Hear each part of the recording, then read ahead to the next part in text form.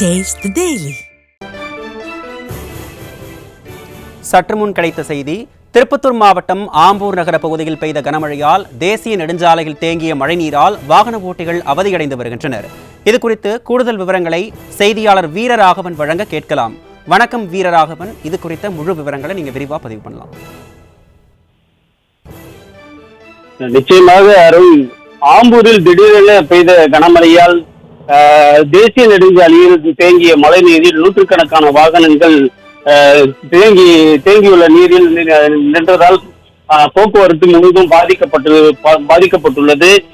தமிழகத்தில் குறிப்பாக வடகிழக்கு பருவமழை தொடங்கி பல மாவட்டங்களில் கனமழை பெய்து வரும் நிலையில் திருப்பத்தூர் மாவட்டத்தில் இன்று பிற்பகல் திடீரென பெய்து வரும் கனமழையால் தொடர்ந்து 2 மணி நேரத்துக்கு பெய்து வரும் கனமழையால் நகரப்பகுதியை ஒட்டியுள்ள ராஜீவ்காந்தி சிலை சந்திப்பு சாலையில் பைபாஸ் சாலையில் மேம்பால பணிகள் நடைபெற்று வரும் நிலையில் அப்பகுதியை ஒட்டியுள்ள சர்வீஸ் சாலையில் வாகனங்கள் கடந்து செல்லும் வகையில் போக்குவரத்து மாற்றி அமைக்கப்பட்டு தொடர்ந்து போக்குவரத்து அவ்வழியில் சென்று வருகிறது.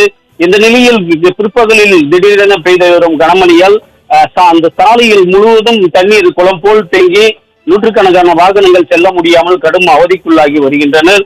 இதனைத் தொடர்ந்து அந்த தேசிய நெடுஞ்சாலையை ஒட்டியுள்ள ரெடித்தோப்பு கம்பிக்கொள்ளை செல்லக்கூடிய ரயில்வே மேம்பாலத்தை கடந்து செல்லக்கூடிய அந்த ரயில்வே மேம்பாலத்தின் அடியிலும் தண்ணீர் முழுவதுமாக தேங்கியுள்ளதால் அவ்வழியாக செல்லக்கூடிய ரெடித்தோப்பு கம்பிக்கொள்ளை மலை கிராமங்களான நாய்க்கநேரி சீக்கஜோனை உள்ளிட்ட 7 மலை கிராம மக்களும் சுமார் 50,000க்கும் மேற்பட்ட பகுதி மக்கள்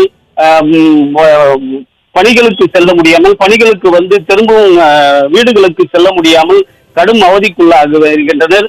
இது குறிப்பாக அந்த ரெடித்தோப்பு வழியாக செல்லக்கூடிய அந்த வழியில் உள்ள கடைகளிலும் மழைநீர் தேங்கி குளம் போல் தேங்கி மூழ்கியதால் இருசக்கர வாகனங்களும் இருசக்கர வாகனத்தின் பொருட்களும் தேங்கி மழைநீரில் பாதிப்புக்குள்ளாகி வருகின்றனர்.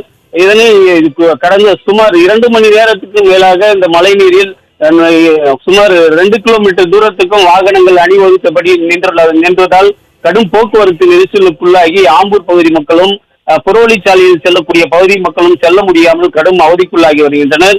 இந்த பணியை தண்ணீர் மழைநீரை அப்புறப்படுத்தக்கூடிய வகையில் தேசிய நெடுஞ்சாலை நிர்வாகமோ நகராட்சி நிர்வாகமோ இதுவரையில் அந்த தண்ணீரை அப்புறப்படுத்தும் பணியில் ஈடுபடாததாலே இது போன்ற போக்குவரத்து பாதிப்புக்குள்ளாகி மக்கள் கடும் அவதிக்குள்ளாகி வருகின்றனர். மேலும் குறிப்பாக இந்த நகரப்பகுதி ஒட்டியுள்ள சர்வீஸ் சாலையில் ஆக்கிரமிப்புகள் அதிகமாக உள்ளதால் கடும் மழை பெய்யும் பொழுதும் இது போன்ற மழைநீர் தேங்கி அப்பகுதி மக்கள் தொடர்ந்து அவதிக்குள்ளாகி வருவது குறிப்பிடத்தக்கது. அருண்,